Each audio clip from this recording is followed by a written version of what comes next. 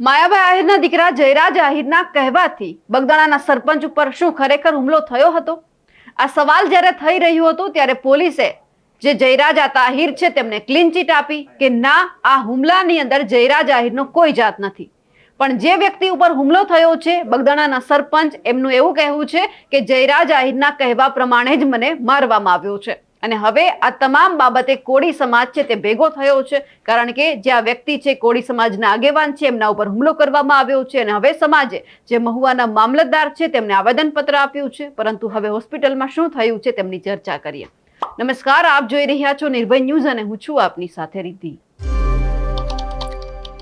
લોક સાહિત્યકાર માયાભાઈ આહિર કે જેમના દીકરાના કહેવાથી જે બગદાણાના સરપંચ છે એમના ઉપર હુમલો કરવામાં આવ્યો, આ વાત સમગ્ર વિસ્તારમાં ફેલાઈ, પરંતુ પોલીસે ખુલાસો કર્યો કે આ મારામારી છે એ જયરાજ આહિરના કહેવા પ્રમાણે કે પછી માયાભાઈ આહિરે માફી માંગી અને એ પછી હુમલો થયો છે એવી કોઈ જ બાબત નથી. જે નવનીતભાઈ બગદાણાના સરપંચ છે એમના અને જે વ્યક્તિ વચ્ચે આખી માથાકૂટ થઈ છે, મારામારીની ઘટના આવી છે, એ બધા લોકોને પોતાના કોઈક ધંધા બાબતે માથાકૂટ થઈ હતી અને એ પછી હુમલો કરવામાં આવ્યો છે.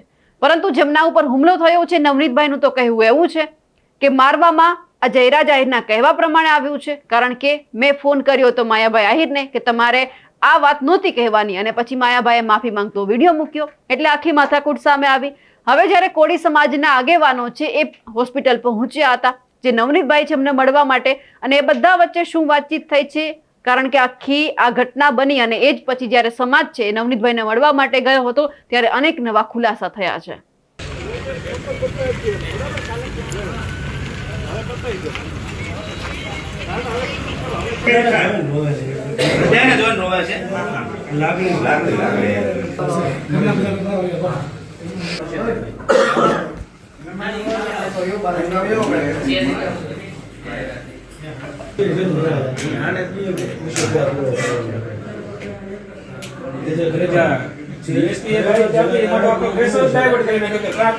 બાકી આપવાનો એનો કેસ આપણે લઈ લેજો. આ લોકો ટકા લેવા દેવા જ નથી.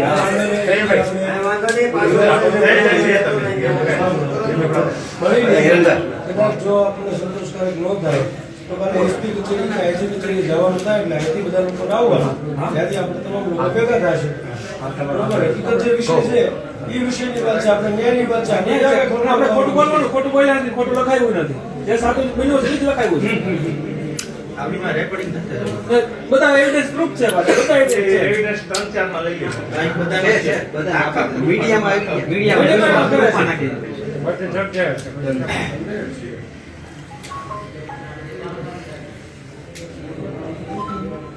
બિના નિવેદન પર ફરિયાદ બને કે ફરિયાદીના નિવેદન કહી દો ને. નામ લખાવે છે, વિશેષ તપાસમાં લખાવ પહેલા લખતા નામ લખવા ત્યારે મારી એને ફરિયાદ છે કે હું બધાને ડિટેલ કરીને લોકો પાસે નામ અહીંયા ઘણું એમ છે, તમે કેમ હાલે એમ આયા મેમ મોટું નામ બોલે એટલે બધાને ધરબાઈ ઉપરથી કેવું પડે અને લખવા કોણ પ્રેશર હોય થોડું. વિશેષમાં આજે પાછું મેં બધું કમ્પ્લીટ લખાવ્યું છે, બરોબર. મને કે જો તમને સંતોષ ન હોય તો તમે સાહેબને જેને કેવું કહી દેજો, મારી વાત તપાસ કરી લે. હા તો કહી દે છે એમ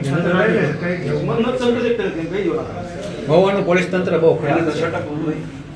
આપણા સમાજમાં ગમે ત્યાં જાય એટલે દબાવવાની જ વાત કરે છે. વિષય એનો છે, આપણા નામ તો હોય નહીં પાછું.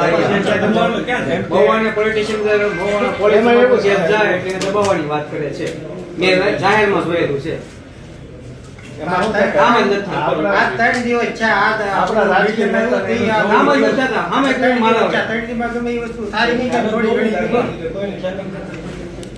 તો આપણે આગળ આપણી વાળા આનો ન થાય.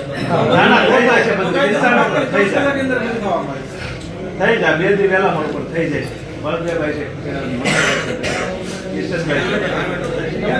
સમાજ રાખવા આવે. ક્યાંય સમાજમાં બેહતા નહીં, ગમે એવા 10 મતો રવાનો તો બેહતા નહીં, સમાજમાં પણ જવું પડશે. આ બધું થઈ જશે, બરોબર. ચાલો રમણ નીચું નહીં.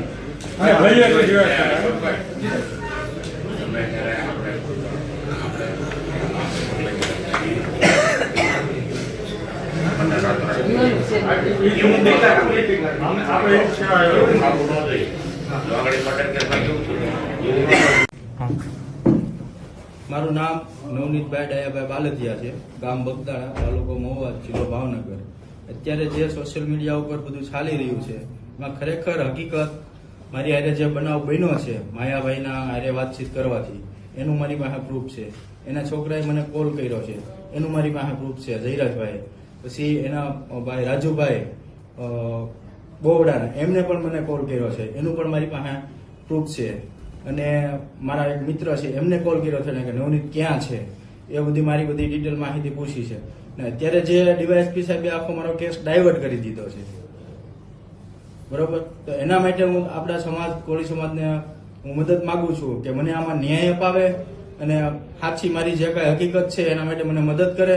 અને આવતીકાલે 1/1/2026 અને હીરાભાઈ સોલંકી આવતીકાલે આવવાના છે 11 વાગે મહુવા ખાતે હનુમત હોસ્પિટલ. દરેક સમાજના આગેવાનોને મિત્રોને બધાને મને સાથ સહકાર આપવા અહીંયા આવવું મારી નમ્ર વિનંતી છે. મને ન્યાય અપાવવા માટે મારા સમાજની જરૂર છે. આ તદ્દન મારી હારે ખોટો અન્યાય થઈ રહ્યો છે. આ જે કાંઈ બધું આ મને માર્યો છે ઢોર માર મારી નાખવાનું મૃત્યુ જેવું એના પણ વિડીયો મારી પાસે છે. બરોબર, મારે કોઈ એની એ લોકો સાથે કોઈ અગાઉની કોઈ પણ અદાવત છે નહીં. બરોબર, ક્યારેય પણ કોઈ પણ જાતનો મારે એની કાંઈ અણબનાવ બન્યો જ નથી. આ જે કાંઈ મેટર બની છે આ માયાભાઈની માફી માંગવાથી જ આ મેટર બની છે. એના છોકરાને લાગી આવ્યું કે મારા બાપા પાસે માફી મગાવી એના કારણેથી જ આ વસ્તુ બની છે. અને આ પોલીસ જે છે અત્યારે એ લોકોને છાવરે છે. અને પોલીસ આરોપીઓના નિવેદન ઉપર એની ફરિયાદ નું ઓલું કરે છે. બરોબર, તો ફરિયાદીના નિવેદન ઉપર એને ફરિયાદ કરવાની હોય કે આરોપીના? આરોપી એમ કે છે કે મારી હારે આવું થયું છે, તો આરોપીને ન્યાય મળશે કે ફરિયાદીને ન્યાય મળશે?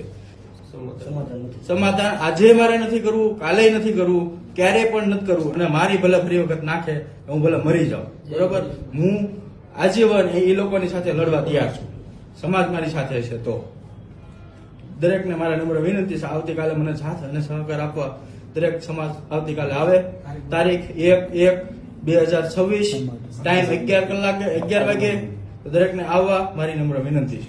આજનો દિવસ હવે જ્યારે હીરા સોલંકી છે એ પણ જે બગદાણાના સરપંચ નવનીતભાઈ છે એમને મળવા માટે જવાના છે. કારણ કે નવનીતભાઈનું કહેવું છે કે હીરા સોલંકી આજે એમને મળવા માટે આવવાના છે. સાથે સાથે સમાજના તમામ આગેવાનોને પણ વિનંતી કરવામાં આવી છે કે બધા સાથે આવો. આ વખતે આપણે સમાધાન નથી કરવું, આપણે ન્યાય મેળવવો છે. હવે જોવાનું છે કે ન્યાય મળે છે કે પછી આ આખી બાબતમાં સમાધાન થાય છે. અમારા અહેવાલને લઈને આપનું શું માનવું છે કમેન્ટ કરીને ચોક્કસથી જણાવજો. સાથે જ અમારી નિર્ભય ન્યૂઝ ચેનલને લાઇક, શેર અને સબસ્ક્રાઇબ કરવાનું ભૂલશો નહીં. નમસ્કાર.